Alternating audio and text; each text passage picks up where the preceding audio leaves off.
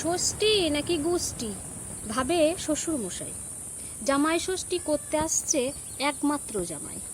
ডাল 5 রকম ভাজা, পটল চিংড়ি, একটু ঝিঙে পোস্ত, পাবদা ফ্রাই, রুই কালিয়া, চিংড়ি মালাইকারি, চিলি চিকেন, পাতলা করে খাসির ঝোল পছন্দ জামাইয়ের ভারী। ও ইলিশটা তো ভুলেই গেলাম, করবো একটু ভাপা, আমসত্ত্ব চাটনি আর কয়েকটাই পাঁপড় ভাজা। মিষ্টি খুবই সামান্য, ওই 5 রকম হলেই হবে।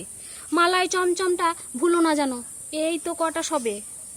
বলছি একটা বেনারসি পান, বাকি শপিংটা আমি করে নেব, করতে হবে যা দান।